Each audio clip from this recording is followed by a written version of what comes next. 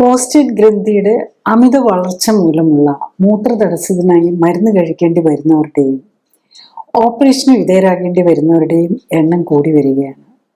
ഒപ്പം തന്നെ prostate cancer മാർക്കറായ PSA കൂടുന്നവരുടെയും prostate ക്യാൻസറിനായുള്ള ഓപ്പറേഷനും കീമോതെറാപ്പിയും റേഡിയേഷനും ഒക്കെ എടുക്കുന്നവരുടെയും എണ്ണം കൂടുന്നു. പുരുഷന്മാരിൽ മൂത്രതടസ്സത്തിനും സെക്ഷൽ ഡിസ്ഫങ്ഷനും പ്രധാന കാരണം പ്രോസ്റ്റേറ്റ് ഗ്രന്ഥിയിൽ ഉണ്ടാകുന്ന മുഴകളും ക്യാൻസറുമാണ്. എന്താണ് BPH or benign prostatic hyperplasia അഥവാ പ്രോസ്റ്റേറ്റിൻ്റെ അമിത വളർച്ച എന്ന രോഗം? എന്താണ് ഇതിന് കാരണം? പ്രോസ്റ്റേറ്റ് ക്യാൻസർ ഉണ്ടാകുന്നത് എന്തുകൊണ്ടാണ്? ഇത്തരം മുഴകളും ക്യാൻസറും ഉണ്ടാകുന്നത് തടയാനും ചികിത്സിച്ച് മാറ്റാനും കഴിയുമോ? മരുന്നും ഓപ്പറേഷനും റേഡിയേഷനും കീമോതെറാപ്പിയും ഒക്കെ ഒഴിവാക്കാൻ എങ്ങനെ സാധിക്കും? രോഗികളും ബന്ധുക്കളും എന്തൊക്കെയാണ് ശ്രദ്ധിക്കേണ്ടത്? പ്രോസ്റ്റേറ്റ് സംബന്ധമായ രോഗങ്ങളെക്കുറിച്ച് BPH ആണെങ്കിലും അല്ലെങ്കിൽ ക്യാൻസർ ആണെങ്കിലും നമ്മൾ പറയുകയോ മനസ്സിലാക്കാൻ ശ്രമിക്കുകയോ ആദ്യം ഈ പ്രോസ്റ്റേറ്റ് ഗ്രന്ഥി എന്ന് പറഞ്ഞാൽ എന്താണെന്ന് അറിയണം. ഈ പ്രോസ്റ്റേറ്റ് ഗ്ലാൻഡ് എന്ന് പറയുന്നത് ശരിക്കും നമ്മളുടെ ഒരു റീപ്രൊഡക്റ്റീവ് ഓർഗൻ്റെ ഭാഗമാണ്, അതായത് പ്രത്യുത്പാദന അവയവത്തിൻ്റെ ഒരു ഭാഗമാണ്. അപ്പം അതിൽ നമ്മൾ മിക്കവാറും എപ്പോഴും ഇപ്പോൾ യൂറിനറി പ്രോബ്ലംസ് ആണ് അല്ലെങ്കിൽ സെക്ഷൽ ഡിസ്ഫങ്ഷനാണ് പ്രോസ്റ്റേറ്റുമായിട്ടുള്ള ബന്ധപ്പെട്ട രോഗങ്ങളിൽ എപ്പോഴും ഉണ്ടാകുന്നത്. അപ്പം ഈ നമ്മളുടെ ബ്ലാഡർ നമുക്കറിയാം, കിഡ്നി യൂറിൻ ഉണ്ടാക്കും, യൂറിൻ ബ്ലാഡറിൽ സ്റ്റോർ ചെയ്യും, അത് കഴിഞ്ഞ് മൂത്രനാളത്തിൽ കൂടെ അത് പുറത്തേക്ക് വരും. പുരുഷന്മാരിലാണെങ്കിൽ പെനിസ് വഴിയാണ് യൂറിൻ പോകുന്നത്. അതുപോലെ തന്നെ അതൊരു സെക്ഷൽ ഓർഗനും കൂടെയാണ് പെനിസ് എന്ന് പറയുന്നത്. അപ്പം ഈ മൂത്രനാളി പെനിസിലെത്തുന്നതിന് മുമ്പായിട്ട് കടന്നു പോകുന്ന ഭാഗമാണ് അതിൻ്റെ പ്രോസ്റ്റേറ്റിൽ കൂടെ വന്നാണ് പോകുന്നത്. അതുപോലെ തന്നെ നമ്മൾ ടെസ്റ്റിസിലാണല്ലോ സ്പേംസ് ഉണ്ടാക്കുന്നത്, റീപ്രൊഡക്ഷന് വേണ്ടിയിട്ടുള്ള സ്പേംസ് ഉണ്ടാക്കുന്നത്. അതും ഈ റീപ്രൊഡക്റ്റീവ് സ്പേംസിനെയും പിന്നെ അതിൻ്റെ കൂടെ ഒരു സെമിനൽ വെസിക്കിൾ എന്ന് പറഞ്ഞ് ഒരു ഗ്ലാൻഡും കൂടെ ഉണ്ട്.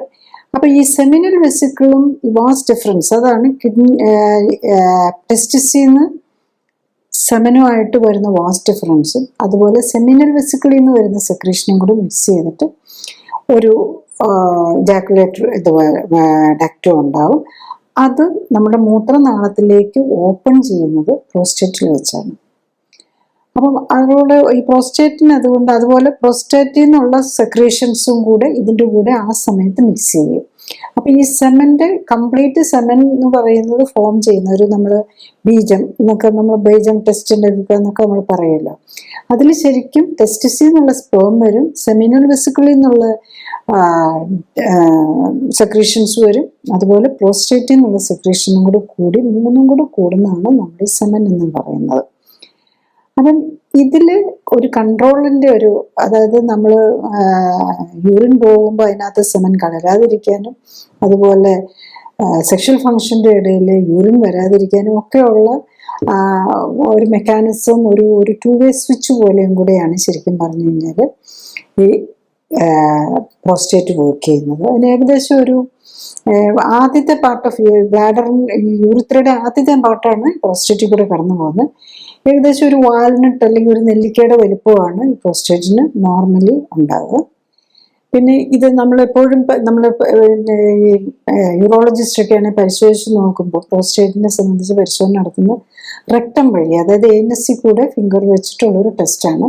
കാരണം പ്രോസ്റ്റേറ്റിലെ മുഴകളോ അങ്ങനത്തെ കാര്യങ്ങളൊക്കെ നമ്മൾ അല്ലെങ്കിൽ അതിൻ്റെ ഒരു സൈസ്, ഇറഗുലാരിറ്റി, ഇപ്പോൾ ക്യാൻസറൊക്കെ ആണെങ്കിൽ ഇറഗുലർ ഇതായിരിക്കും.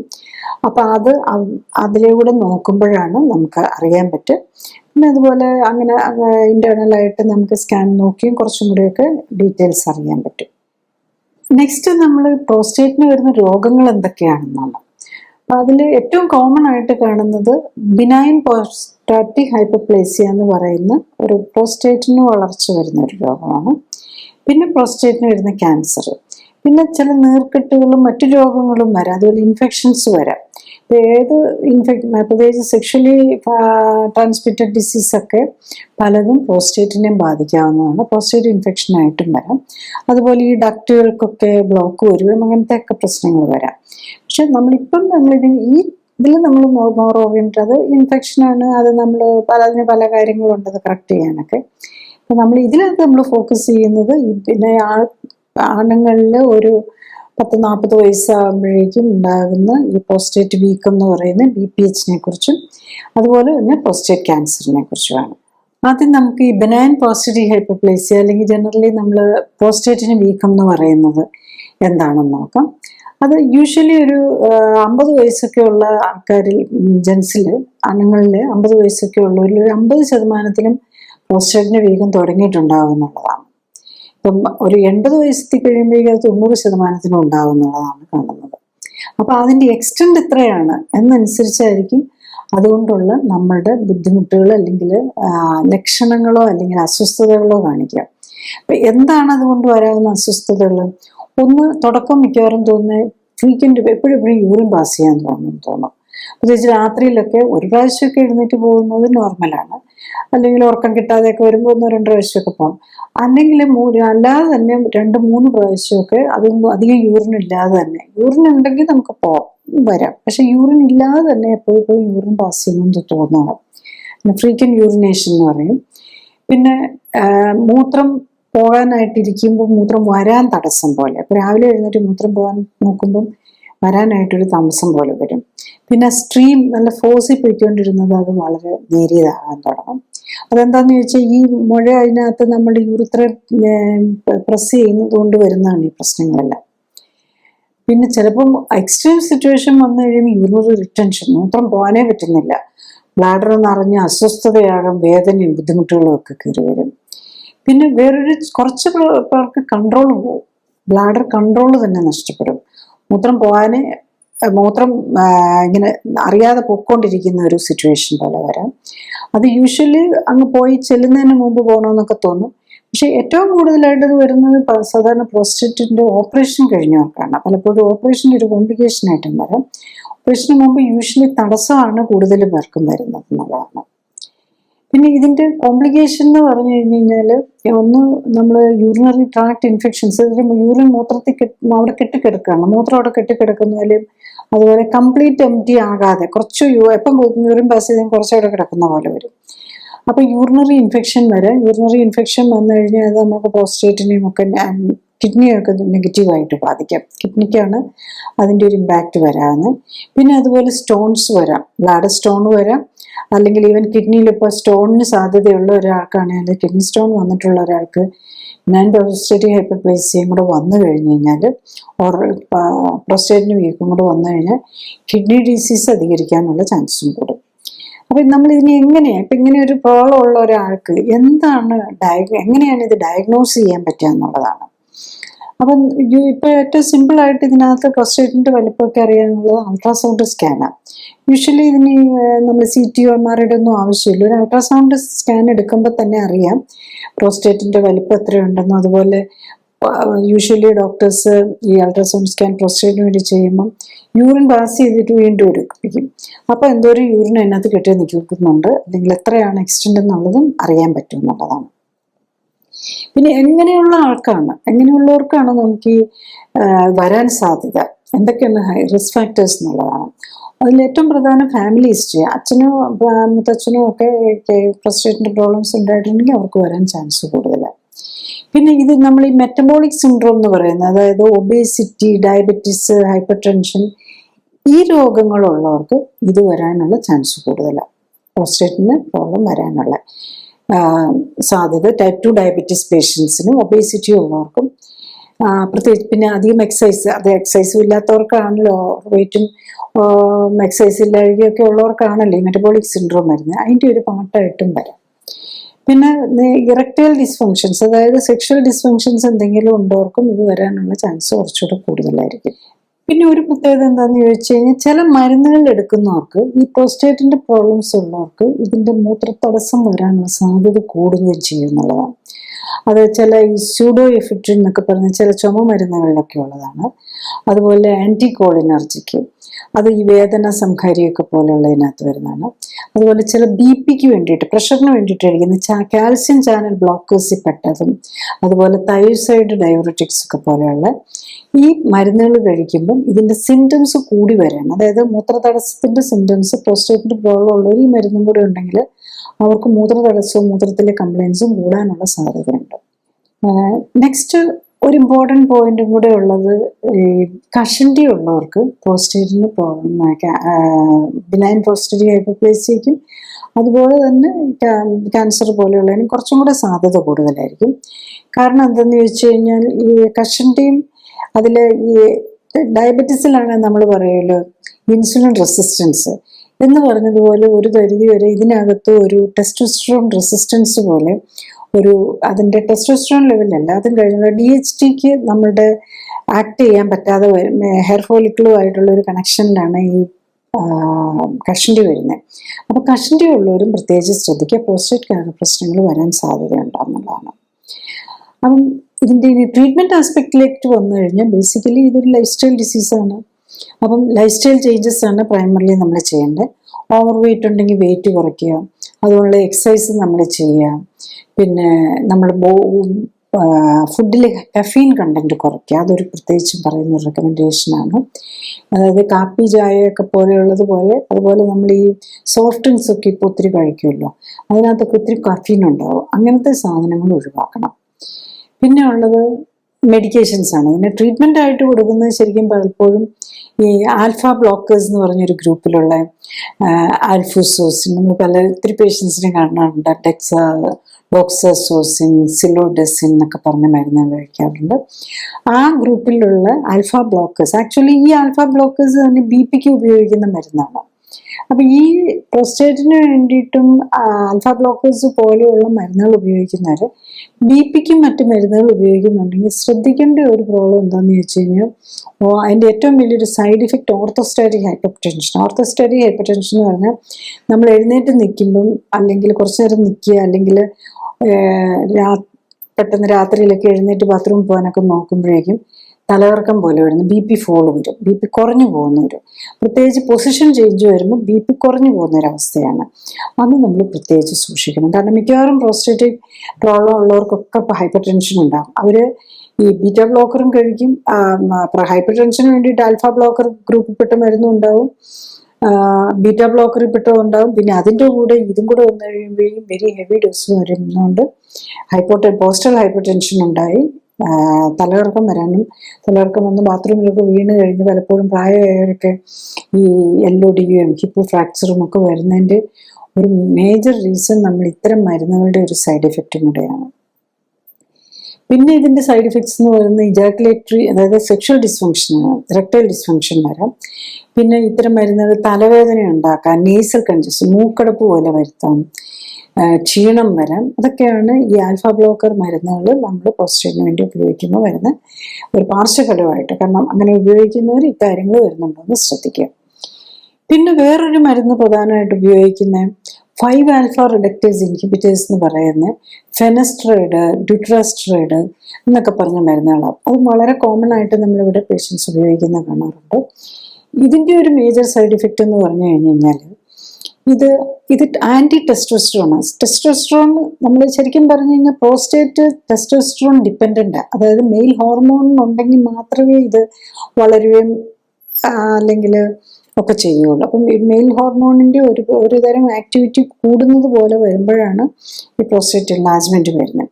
അപ്പോൾ ഫെനസ്ട്രൈഡും ടെസ്റ്റോസ്റ്ററോണും ഒക്കെ നമ്മൾ അത് കുറയ്ക്കാൻ വേണ്ടിയിട്ടാണ് ഈ സെയിം മെഡിസിൻ തന്നെ കഷണ്ടിക്ക് മരുന്നായിട്ട് ഉപയോഗിക്കുന്നുള്ളത്. ഈവൻ ലേഡീസിൽ പോലും PCOD ഒക്കെ ആയിട്ട് റിലേറ്റഡ് ആയിട്ട് ഈ മരുന്നുകളൊക്കെ തന്നെ ഉപയോഗിക്കുന്നതാണ്. അത് ആൻറ്റി ടെസ്റ്റോസ്റ്ററോൺ, അത് നമ്മളുടെ ടെസ്റ്റോസ്റ്ററോണിനെ ബ്ലോക്ക് ചെയ്യുകയാണ്. അപ്പം ടെസ്റ്റോസ്റ്ററോണിനെ ബ്ലോക്ക് ചെയ്യുന്ന മരുന്ന് കഴിച്ചാൽ എന്തായിരിക്കും side effect? Mainly sexual dysfunction ആയിരിക്കും. അപ്പം ഇത്തരം മരുന്നുകളുടെ ഒരു പ്രോബ്ലമായിട്ട് പറയുന്നത്, സാധാരണ ഇംഗ്ലീഷ് മെഡിസിൻസ് എല്ലാം കഴിച്ചു കഴിഞ്ഞ് കഴിഞ്ഞാൽ യൂഷ്വലി ആ മരുന്നങ്ങ് നിർത്തി കഴിയുമ്പോഴേക്കും അതിൻ്റെ സൈഡ് ഇഫക്റ്റ് എന്തെങ്കിലും ഉണ്ടെങ്കിൽ മാറും. പക്ഷേ ഈ ടൈപ്പ് ഓഫ് മെഡിസിൻ ഫെനസ്ട്രൈഡും ഡ്യൂട്രാസ്ട്രൈഡും പോലെയുള്ള മരുന്നുകൾ കഴിച്ചാൽ ഈ മരുന്ന് നിർത്തി കഴിഞ്ഞ് കഴിഞ്ഞാലും ഇത്തരം സെക്ഷൽ ഡിസ്ഫങ്ഷൻ മാറാതെ ഇറക്ടൈൽ ഡിസ്ഫങ്ഷനും ഒക്കെ നിൽക്കുന്നതായിട്ട് കാണുന്നു. അതാണ് അതിൻ്റെ ഒരു സീരിയസിന് ഒരു സീരിയസ് സൈഡ് എഫക്റ്റ് ആയിട്ട് കൺസിഡർ ചെയ്യുന്നുണ്ട്. പിന്നെ ഇതിൻ്റെ വേറൊരു പ്രോബ്ലം പറയുന്നത് ഈ ഇത്തരം പേഷ്യൻസിന് ക്യാൻസർ, അതായത് പ്രോസ്റ്റേറ്റ് ക്യാൻസർ വന്നിട്ടുണ്ടെങ്കിൽ അതിൻ്റെ അറിയാൻ പറ്റാതെ പോകും. Early symptoms of prostate cancer കാണാതെ പോകുന്നതുകൊണ്ട് കണ്ടുപിടിക്കാൻ ലേറ്റ് ആയി പോകാനുള്ള സാധ്യതയുണ്ടെന്നുള്ളതാണ്. നെക്സ്റ്റ് ഉള്ളത് സർജിക്കൽ കറക്ഷൻ. ഇപ്പം മറ്റേ ഞാൻ മെഡിക്കൽ സൈഡ് പറഞ്ഞു. പിന്നെ ഉള്ളത് സർജറിയാണ്. സർജറിക്ക് പല രീതിയിലുള്ള സർജറികൾ ചെയ്യുന്നുണ്ട്. ട്രാൻസ്യൂത്രൽ റിസെക്ഷൻ, അതായത് മൂത്രനാളിയിൽ കൂടെ പോയി TURP ഒരു സർജിക്കൽ പ്രൊസീജിയർ ചെയ്യും. അതിനെ അങ്ങനെ തള്ളി നിൽക്കുന്ന പ്രോസ്റ്റേറ്റ് ഗ്ലാൻഡിനെ കുറച്ച് മാറ്റിക്കളയുന്നതാണ്. അതിന് കോംപ്ലിക്കേഷൻ ഒരു 20% പേഷ്യൻസിനും ഇത് കോംപ്ലിക്കേഷൻസും ഉണ്ടാക്കാന്നുള്ളതാണ്. അതിൽ റിട്രോഗ്രേഡ് ഇജാക്കുലേഷൻ, അതായത് നമ്മൾ ആ സെക്ഷൽ ഫങ്ഷനിൽ പുറത്തേക്ക് വരേണ്ട സെമൻ ഉള്ളിലേക്ക് പോകും, അതായത് ബ്ലാഡറിലേക്ക് പോകും. അപ്പം ഇത്തരം സെക്ഷൽ ഡിസ്ഫങ്ഷനും ഇറക്ടൈൽ ഡിസ്ഫങ്ഷനും പിന്നെ യൂറിനറി ഇൻകോണ്ടിനൻസ്, അതായത് മൂത്രം അറിയാതെ പോകുന്ന മൂത്രം ട്രിപ്പിംഗ് പോലെയുള്ള പ്രശ്നങ്ങൾ വരാം. യൂറിത്രയ്ക്ക് തന്നെ ഫൈബ്രോസിസ് സ്ട്രിക്ചേഴ്സ് എന്ന് പറയും, അത് അടഞ്ഞു പോകുന്ന പോലെ അല്ലെങ്കിൽ ചുരുങ്ങുന്ന പോലെ മൂത്രനാളി ചുരുങ്ങുന്നത് പോലെ വരാം. അപ്പം അതൊക്കെ അങ്ങനെ മൂത്ര സംബന്ധമായും സെക്ഷൽ ഡിസ്ഫങ്ഷൻസുമാണ് ഇതിൻ്റെ സൈഡ് ഇഫക്റ്റ് ആയിട്ടും വരാവുന്നത്. സെക്ഷുവാലിറ്റിയുമാണ് ഇത് ബാധിക്കുന്നതെന്നും അതുപോലെ മൂത്രത്തിന് പോകാനുള്ള തടസ്സങ്ങളും ഉണ്ടാക്കാം. നമ്മൾ മൂത്ര തടസ്സം മാറാനായിട്ട് ചെയ്യുന്ന ഓപ്പറേഷൻ ആണെങ്കിൽ അതിൻ്റെ സൈഡ് ഇഫക്റ്റിൻ്റെ ഭാഗമായിട്ട് മൂത്രം തടസ്സവും വരാം. ചിലപ്പോൾ മൂത്രം അറിയാതെ പോകുന്നത് പോലെയുള്ള കണ്ടീഷനിലേക്കും പോകാൻ സാധ്യതയുണ്ട്. പിന്നെ ഉള്ളത് മിനിമലി ഇൻവേസീവ് പ്രൊസീജിയേഴ്സ് ആയിട്ട് പലതും ഇപ്പം വേറെ ഉണ്ട്.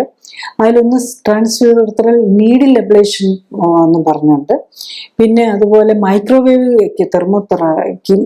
തെർമോതെറാപ്പി എന്നുണ്ട്. നെക്സ്റ്റ് പ്രോസ്റ്റേറ്റിക് ആർട്ടറി എംപ്ലൈസേഷൻ, അതിപ്പോൾ ലേറ്റസ്റ്റ് ആയിട്ട് വന്നിരിക്കുന്നതാണ്. അപ്പോൾ നമ്മൾ പ്രോസ്റ്റേറ്റിന് കൊടുക്കുന്ന ബ്ലഡ് സർക്കുലേഷനെ ബ്ലോക്ക് ചെയ്യാൻ വേണ്ടിയിട്ട് അവിടെ ഒരു കെമിക്കൽ ഇഞ്ചെക്ട് ചെയ്യുന്നത് പോലെയുള്ളതാണ്. പിന്നെ വാട്ടർ വേപ്പർ തെർമൽ തെറാപ്പി, അങ്ങനെ പല ഇതുമുണ്ട്. പക്ഷെ എല്ലാത്തിനും സൈഡ് എഫക്ട്സ് ഉണ്ട്. അതാണ് നമ്മൾ മനസ്സിലാക്കേണ്ടത്. ഒന്നും നമ്മൾ 100% സേഫാണ്, ലേറ്റസ്റ്റ് ആണെന്നൊക്കെ എല്ലാം ഇതൊക്കെ തുടങ്ങിയിട്ട് കുറച്ച് നാളുകളെ ആയുള്ളൂ. അപ്പം അതിൻ്റെയൊക്കെ എന്തോരം ഇഫക്റ്റീവ്നെസ് ഉണ്ടെന്നും എന്തെല്ലാം സൈഡ് എഫക്റ്റ് വരാമെന്നും ഒക്കെ മനസ്സിലായി വരുന്നേ ഉള്ളെന്നുള്ളതാണ്. നമ്മൾ പ്രോസ്റ്റേറ്റ് വീക്കം അല്ലെങ്കിൽ ബിനൈൻ പ്രോസ്റ്റേറ്റിക് ഹൈപ്പർപ്ലേസിയെ കുറിച്ച് പറഞ്ഞു. ഇനി നെക്സ്റ്റ് ക്യാൻസറാണ്, പ്രോസ്റ്റേറ്റിൻ്റെ ക്യാൻസർ. ഇതിന് ഒരു മുഴ തന്നെയാണ്, അല്ലെങ്കിൽ പ്രോസ്റ്റേറ്റിന് വീക്കം തന്നെയാണ്. മറ്റേത് നമ്മൾ ക്യാൻസറസ് അല്ല, സ്പ്രെഡ് ഉണ്ടാവില്ല, അവിടെ തന്നെ മുഴ ഉണ്ടാകുന്നു, മൂത്ര സംബന്ധമായ പ്രശ്നങ്ങളെ വരുന്നുള്ളൂ. ഇത് ആ മുഴയിൽ തന്നെ ക്യാൻസറസ് ചേഞ്ച് വരുന്നു എന്നുള്ളതാണ്. അപ്പം ഇത് ആണുങ്ങളിലെ മരണത്തിന് കാരണമായിട്ടുള്ള സെക്കൻഡ് മോസ്റ്റ് ഇമ്പോർട്ടൻറ്റ് ക്യാൻസറാണ്. ഫസ്റ്റ് ശരിക്കും ലങ് ക്യാൻസറാണ്, സെക്കൻഡ് ക്യാൻസറാണ് പ്രോസ്റ്റേറ്റ് ക്യാൻസർ ശരിക്കും പറഞ്ഞാൽ. അതിൽ ഈ സിംറ്റംസ് എന്ന് പറഞ്ഞു കഴിഞ്ഞാൽ ഇതിന് സാധാരണ തുടക്കത്തിൽ ഒരു സിംറ്റം ഉണ്ടാവില്ല എന്നുള്ളതാണ്. ഇത് ജനറലി 8 ഒരു പുരുഷന് ഈ ആയുസ്സിൽ ഈ രോഗം വരുന്നെന്നുള്ളതാണ്. പക്ഷെ അതിൻ്റെ ഒരു പോസിറ്റീവ് തിങ് എന്താണെന്ന് ചോദിച്ചു കഴിഞ്ഞാൽ 40-ൽ ഒരാൾ മാത്രമേ പ്രോസ്റ്റേറ്റ് ക്യാൻസർ കൊണ്ട് മരിക്കുന്നു എന്നുള്ളതാണ്. അപ്പോൾ അത് അത് വളരെ സ്ലോ ഗ്രോയിങ് ട്യൂമറാണ്. ചിലപ്പോൾ നമ്മൾ അറിഞ്ഞെന്ന് തന്നെ വരികയില്ല. പണ്ടൊന്നും ഈ PSA ഒന്നും ടെസ്റ്റൊക്കെ വരുന്നതിന്, അതിപ്പോൾ നമ്മൾ സ്ക്രീനിങ് ടെസ്റ്റായിട്ട് ചെയ്യുന്നതാണ് PSA ടെസ്റ്റ്. ഈ PSA ടെസ്റ്റൊക്കെ വരുന്നതിന് മുമ്പ് നമ്മൾ അറിയാറ് തന്നെ പലപ്പോഴും ഇല്ല. അതവിടെ ഉണ്ടെങ്കിൽ പോലും നമ്മൾ പോസ്റ്റ്മോർട്ടത്തിലൊക്കെയാണ്, അതായത് അവർക്ക് സിംറ്റംസ് ഒന്നും ഉണ്ടാവില്ല, അതുകൊണ്ടല്ല അവർ മരിച്ചത്, നല്ല ഹാർട്ടിൻ്റെ പ്രശ്നം കൊണ്ട് മരിച്ച പ്രായമായിട്ടുള്ള ആൾക്കോ അല്ലെങ്കിൽ ഒരു 10-60 വയസ്സ് സീനിയർ സിറ്റിസൺ ആയിട്ടുള്ള മെയില് മരിച്ചു കഴിയുമ്പോൾ പോസ്റ്റ്മോർട്ടത്തിലാണ് പലപ്പോഴും കാണാറില്ല. അവർക്കൊരിക്കലും ആ ജീവിതകാലത്ത് അതുകൊണ്ടിട്ടുള്ള ഒരു സിംറ്റംസ് ഉണ്ടായിട്ടുണ്ടാവില്ല. പിന്നെ ഇതൊരു സിംറ്റംസ് വരുന്ന ഒരു നിലയിലേക്ക് എത്തുമ്പോഴേക്കും കുറച്ച് പ്രോഗ്രസ് ചെയ്തിട്ടുണ്ടാവും. അപ്പോഴേക്കുമാണ് ഇറക്ടൈൽ ഡിസ്ഫങ്ഷൻ വരാം. പക്ഷെ അത് നമ്മൾ ബിനൈൻ പ്രോസ്റ്റേറ്റിക് ഹൈപ്പർപ്ലേസിക്കും വരാം. പിന്നെ അതേ സെയിം സിംറ്റംസ് തന്നെയായിരിക്കും ഇതിൽ വരുന്നത്. പിന്നെ ഇതിൽ കുറച്ചും കൂടി ചാൻസ് കൂടുതലാണ് യൂറിന് ബ്ലഡ് വരാനുള്ള സാധ്യത, അതുപോലെ സെമിനിൽ ബ്ലഡ് കാണുക. അങ്ങനെയൊക്കെ കണ്ടു കഴിഞ്ഞ് കഴിഞ്ഞാൽ നമ്മൾ ഡെഫിനറ്റ്ലി ശ്രദ്ധിക്കണം. പിന്നെ യൂറിൻ പാസ് ചെയ്യാൻ ബുദ്ധിമുട്ട്, എപ്പോഴും യൂറിൻ പാസ് ചെയ്യണമെന്ന് തോന്നുക, അല്ലെങ്കിൽ സ്ലോ ആകുക, അല്ലെങ്കിൽ മറ്റേ ബിനൈൻ പ്രോസ്റ്റേറ്റ് BPH-നുള്ള അതേ സിംറ്റംസ് എല്ലാം ഇതിന് വരാം. അഡീഷണൽ ആയിട്ട് വരാവുന്നതാണ് ഈ ബ്ലഡ് കാണുക എന്നുള്ളത്. സെമനിലല്ല യൂറിനും ബ്ലഡ് കാണുക. പിന്നെ ഇതിൽ നമ്മൾ സ്പ്രെഡ് വന്നു കഴിഞ്ഞു കഴിഞ്ഞാൽ ഇതെപ്പോഴും സ്പ്രെഡ് വന്ന് നമുക്ക് ബോണിലേക്കോ ഒക്കെയാണ്, പ്രത്യേകിച്ച് പെൽവിസിലെ ബോണിലേക്ക്, പെൽവിക് ബോണ് അല്ലെങ്കിൽ നമ്മുടെ തൈ ബോൺസിലേക്കൊക്കെയാണ് വരാവുന്നത്. അങ്ങനെ വന്നു കഴിഞ്ഞു കഴിഞ്ഞാൽ അതുപോലെ വെർട്ടിബ്രൽ ബോൺസ്. അപ്പോൾ അത് സംബന്ധിച്ച സിംറ്റംസ് വേദന, ഫ്രാക്ചർ വരാം, പിന്നെ പാരാലിസിസ് പോലെയും ന്യൂറോളജിക്കൽ പ്രോബ്ലംസ് വരാം. കാരണം ഇത് വെർട്ടിബ്രയിലൊക്കെ ഇത് വന്നിട്ട് നമ്മുടെ സ്പൈനൽ കോഡിന് തിങ്ങൽ പോലെ വന്നാൽ സ്പൈനൽ കോഡിനെയോ നെർവ്സിനെയോ ഒക്കെ പ്രസ് ചെയ്യുന്ന പോലെ വന്നു കഴിയുമ്പോഴേക്കാണ് ബുദ്ധിമുട്ടാകുന്നത്. ഫ്രാക്ചറോ അല്ലെങ്കിൽ പാരാലിസിസ്, വേദന, ഇങ്ങനത്തെ പ്രശ്നങ്ങളെല്ലാം ഇത് മൂലമാണ്. ആക്ച്വലി അത് ഒരു ബോണിനെ ബാധിച്ച് അതിൻ്റെ സെക്കൻഡറി അതിൽ നിന്ന് വരുന്നതാണ് പലപ്പോഴും മൂത്രത്തിൻ്റെ തടസ്സങ്ങളും അതും സെക്ഷൽ ഡിസ്ഫങ്ഷനും അല്ലാതെ വരാവുന്ന പ്രശ്നങ്ങൾ ഇതൊക്കെയാണ്. നമ്മൾ ഇനി എങ്ങനെയാണ് ഡയഗ്നോസ് ചെയ്യുക എന്നുള്ളത്. അപ്പം നമ്മൾ ബേസിക്കലി ജെൻസ് എല്ലാം ശ്രദ്ധിക്കേണ്ടത് എന്താണെന്ന് ചോദിച്ചു കഴിഞ്ഞ് കഴിഞ്ഞാൽ, ആണുങ്ങൾ പ്രത്യേകിച്ച് മൂത്ര സംബന്ധമായിട്ടോ അല്ലെങ്കിൽ സെക്ഷൽ ഡിസ്ഫങ്ഷനോ ഉണ്ടെങ്കിൽ എപ്പോഴും ഒരു അൾട്രാസൗണ്ട് സ്കാൻ ചെയ്ത് നോക്കാം. പിന്നെ ഒപ്പം തന്നെ ഒരു PSAയും കൂടെ ചെയ്യാം. അൾട്രാസൗണ്ട് സ്കാൻ ചെയ്യുമ്പോൾ നമുക്ക് BPHO എന്തെങ്കിലും മുഴകളുണ്ടോ എന്നുള്ളത്, അതായത് തടിപ്പോ പ്രോസ്റ്റേറ്റിന് വന്നിട്ടുണ്ടോ എന്ന് അറിയാൻ പറ്റും. പിന്നെ ഒപ്പം തന്നെ നോക്കേണ്ടത് PSAയും കൂടെ. ചിലപ്പോൾ ഈ ക്യാൻസറസ് മുഴകളൊന്നും ഒത്തിരി വലുതാവണമെന്ന് നിർബന്ധമില്ല, ഒത്തിരി മുഴയൊന്നും ഉണ്ടാകണമെന്നില്ല. അപ്പം പ്രോസ്റ്റേറ്റ് സ്പെസിഫിക് ആൻറ്റിജൻ എന്നുള്ളതാണ് പ്രോസ്റ്റേറ്റിൻ്റെ ട്യൂമർ മാർക്കർ. അപ്പം അത് കൂടിക്കഴിഞ്ഞ് ഒത്തിരി വർഷങ്ങൾക്ക് ശേഷമേ നമ്മൾ ഇതൊക്കെ വരുള്ളൂ. അപ്പോൾ ശരിക്കും പറഞ്ഞു കഴിഞ്ഞാൽ നമ്മളൊരു 30 ആകുമ്പോൾ തന്നെ പ്രത്യേകിച്ച് ഒരു സിംറ്റംസും കൂടെ തോന്നിയിട്ടുണ്ടെങ്കിൽ ഡെഫിനറ്റ്ലി ഇടയ്ക്കിടയ്ക്ക് PSAയും കൂടെ. കാരണം നമുക്കിപ്പോൾ ഇവിടെ ടെസ്റ്റിംഗ് ഒക്കെ ഫ്രീ ആയിട്ട് ചെയ്യാമല്ലോ, അതായത് ഒരു പ്രിസ്ക്രിപ്ഷൻ ഇല്ലാതെ തന്നെ അവനവന് തന്നെ നോക്കാവുന്നതേ ഉള്ളൂ. അപ്പോൾ ഒരു PSA ടെസ്റ്റ് ഇടയ്ക്ക് നോക്കുക എന്നുള്ളതാണ് നമ്മൾ ചെയ്യേണ്ടത്. പിന്നെ ഇപ്പം PSAയും കൂടുതലാണ്, അൾട്രാസൗണ്ട് സ്കാനിങ്ങിലും കൂടുതലാണ്. നെക്സ്റ്റ് ഇതായിട്ട് സാധാരണ ഒരു സ്റ്റാൻഡേർഡ് ട്രീറ്റ്മെൻറ്റ് പ്രോട്ടോക്കോളായിട്ട് പോകുമ്പോൾ ചെയ്യുന്ന ബയോപ്സിയാണ്. ബയോപ്സി അത് അൾട്രാസൗണ്ട് ഗൈഡഡ് ആയിട്ട് ചെയ്യാറുണ്ട്. അപ്പോൾ അതൊരു മൾട്ടിപ്പിൾ സൈറ്റിൽ നിന്ന് എടുക്കണം, അതിനൊക്കെ ഒരു സ്റ്റാൻഡേർഡ്സ് ഉണ്ട്. പക്ഷെ ബയോപ്സി ആകുമ്പോൾ കുറച്ചൊരു പെയിൻഫുള്ളാണ്. ബ്ലൈൻഡ് ബയോപ്സി കൊണ്ടൊന്നും വലിയ ബെനിഫിറ്റ് ഇല്ല. കാരണം പ്രോസ്റ്റേറ്റ് ഒരു കുറേ ഭാഗം ഉണ്ടല്ലോ, അവിടെ നിന്ന് എവിടെ നിന്നാണ് കിട്ടുന്നത്. ഫൈൻ നീഡിൽ ആസ്പിറേഷൻസ് ആണ് ബയോപ്സി എന്ന് പറയുമ്പോൾ, അതിൽ കൃത്യമായിട്ട് കിട്ടിയാലേ പറ്റുള്ളൂ. അപ്പം അതുകൊണ്ട് നമുക്ക് അതത്ര റിലയബിൾ ആവണമെന്ന് നിർബന്ധമില്ല PSA. അപ്പം നെക്സ്റ്റ് വരുന്നത് ഇപ്പം കുറച്ചുകൂടി അഡ്വാൻസ് സ്കാനിങ് ഉണ്ട്. അതിലാണ് PSA PET സ്കാൻ എന്ന് പറയുന്നത്. അപ്പം അത് specific PSA prostate specific antigen specific ആയിട്ടുള്ള ഒരു മെഡിസിൻ പോലെ അല്ലെങ്കിൽ ഒരു ഡൈ പോലെയുള്ളത് ഇഞ്ചെക്ട് ചെയ്ത് വെച്ചിട്ട് എടുക്കുന്ന സ്കാനാണ്. അതിന് സാധാരണ PET സ്കാനിൽ ശരിക്കും glucose, radio active levelled glucose ആണ് ഉപയോഗിക്കുന്നത്. ഇതിനകത്താണെങ്കിൽ റേഡിയോ ആക്റ്റീവ് ലെവലിൽ പ്രോസ്റ്റേറ്റ് സ്പെസിഫിക് ആൻറ്റിബോഡീസ് തന്നെയാണ് യൂസ് ചെയ്യുന്നത്. അപ്പോൾ അത് എവിടെയൊക്കെ സെക്കൻഡറീസ് ഉണ്ടോയെന്ന് കുറച്ചും കൂടെ നമുക്ക് കൃത്യമായിട്ട് അറിയാൻ പറ്റും. അതിൻ്റെ കൂടെ രണ്ടും കൂടെ കമ്പൈൻ ചെയ്ത് കഴിഞ്ഞാൽ മോർ കറക്റ്ററേറ്റ് ആയിട്ടുള്ള റിസൾട്ട് കിട്ടും. അതായത് റേഡിയോ ആക്റ്റീവ് ഗ്ലൂക്കോസും PSAയും കൂടെ. അപ്പോൾ ഒരെണ്ണം ചെയ്ത് കഴിഞ്ഞിട്ട് PSA ചെയ്ത് കഴിഞ്ഞിട്ട് നെക്സ്റ്റ് ആയിട്ട് റേഡിയോ ആക്റ്റീവും കൂടെ കൊടുത്തിട്ടും ചെയ്യാറുണ്ട്. അപ്പോൾ മോർ ആക്യുറേറ്റ് റിസൾട്ട് കിട്ടാമെന്നുള്ളതാണ്.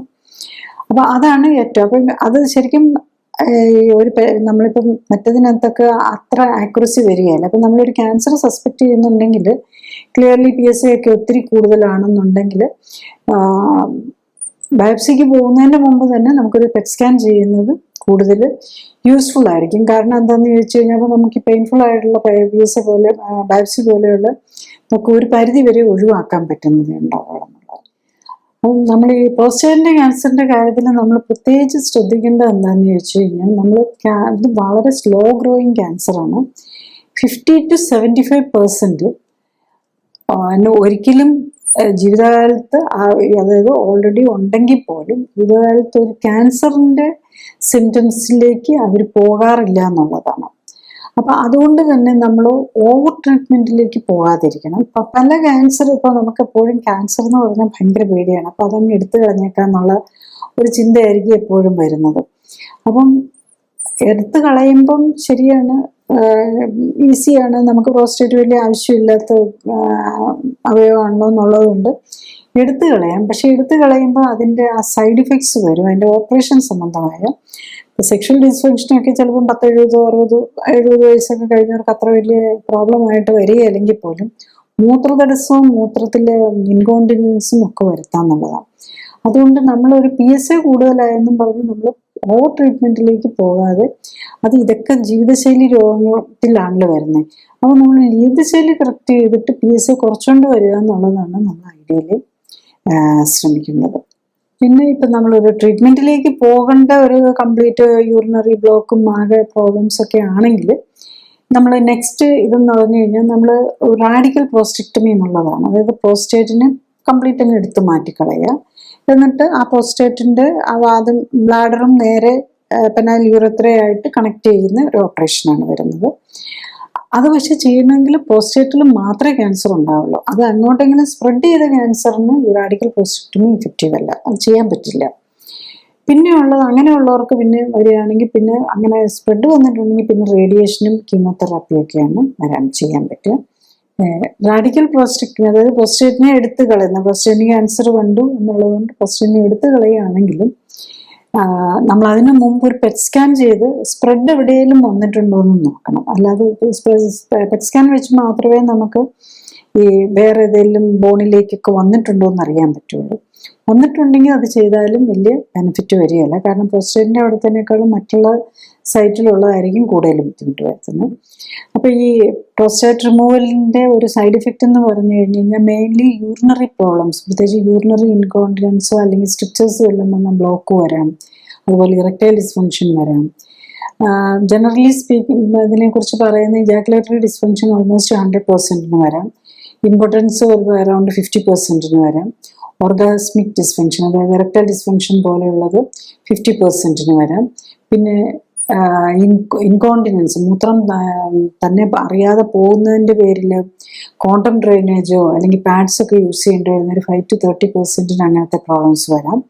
പിന്നെ യൂറിത്രൽ സ്ട്രിക്ചർ, അത് ഇങ്ങനെ വന്ന് ബ്ലോക്ക് വരുന്ന ഒരു 5% വരാം. അങ്ങനെ കുറേ നമ്മളൊരു ഈവൻ അപ് ടു ഒരു 0.3% മോർട്ടാലിറ്റി വരെ വരുന്നുണ്ട്. അപ്പോൾ അത് നമ്മൾ ഈ സർജറിയൊക്കെ നമ്മൾ എപ്പോഴും സീരിയസ് ആയിട്ട് തന്നെ കണ്ടു വേണം നമ്മളിതിനൊക്കെ ഈ സൈഡ് എഫക്ട്സും വരാമെന്ന് മനസ്സിലാക്കിയിട്ട് വേണം നമ്മൾ ചെയ്യാൻ. നെക്സ്റ്റ് ഉള്ളത് ഈ സ്പ്രെഡ് ആയിട്ടുള്ള, അതായത് ഒരു പ്രോസ്റ്റേറ്റിന് പുറത്തേക്ക് വളർന്നിട്ടുള്ള ഇതിലാണെങ്കിൽ എന്ത് ചെയ്യാൻ പറ്റും എന്നുള്ളതാണ്. അതിലാണ് നമ്മൾ ഈ പ്രോസ്റ്റേറ്റിക് ക്യാൻസർ എന്ന് പറയുന്നത് ടെസ്റ്റോസ്റ്ററോൺ ഹോർമോൺ ഡിപ്പെൻഡൻ്റ് ആണ്. അപ്പോൾ ഈ ഹോർമോണിന്, അതായത് മെയിൽ ഹോർമോൺ ടെസ്റ്റോസ്റ്ററോൺ ഡിപ്പെൻഡൻ്റ് ആണ്. അപ്പോൾ ആ ഹോർമോണിനെ ഇല്ലെന്നാക്കുക എന്നുള്ളതാണ് നെക്സ്റ്റ് നമുക്ക് ചെയ്യാവുന്നത്. അതിനാണ് ടെസ്റ്റിസ് എടുത്ത് കളയും, കാസ്ട്രേഷൻ ഓപ്പറേഷൻ എന്ന് പറയും. അപ്പോൾ ടെസ്റ്റിസ് എടുത്ത് കളയുന്നത്. പിന്നെ ആൻറ്റി ടെസ്റ്റോസ്റ്ററോൺ ട്രീറ്റ്മെൻ്റ് ആണ്. നേരത്തെ പറഞ്ഞ പോലെ ഒരു ടെസ്റ്റോസ്റ്ററോണിനെ ബ്ലോക്ക് ചെയ്യുന്ന തരം മെഡിസിൻസും ഇതിനകത്ത് വരും. പിന്നെ റേഡിയേഷൻ, പിന്നെ ഏതെങ്കിലും ലോക്കലൈസ്ഡ് ഏരിയസ്, ഏതെങ്കിലും ബോൺ ഏരിയയിലൊക്കെ സെക്കൻഡറീസ് വന്നിട്ടുണ്ടെങ്കിൽ ആ ഭാഗത്തിനും അല്ലെങ്കിൽ ജനറലായിട്ട് ഒക്കെ ആയിട്ടുള്ള റേഡിയേഷൻ ചെയ്യാറുണ്ട്. പിന്നെ കീമോതെറാപ്പിയുടെ ആണെങ്കിൽ ഒരു ഡോസെറ്റാക്സൽ എന്നും പറഞ്ഞൊരു മരുന്നാണ്, അത് മറ്റു ക്യാൻസറുകൾക്ക് ഉപയോഗിക്കുന്നതാണ്, അതാണ് ഇതിനകത്ത് യൂസ് ചെയ്യാറുള്ളത്. പിന്നെ ഇമ്മ്യൂണോതെറാപ്പി, അപ്പോൾ ഇപ്പോഴത്തെ ലേറ്റസ്റ്റ് ട്രീറ്റ്മെൻ്റ് ആണല്ലോ ഇമ്മ്യൂണോതെറാപ്പി. ഇപ്പോൾ ഇമ്മ്യൂണോതെറാപ്പി ട്രീറ്റ്മെൻറ്റും ഡെവലപ്പ് ചെയ്തിട്ടുണ്ട്. സിപ്പിലോസെൽ T-സെൽ തെറാപ്പി എന്നും പറഞ്ഞൊരു ട്രീറ്റ്മെൻ്റ് ഉണ്ട്.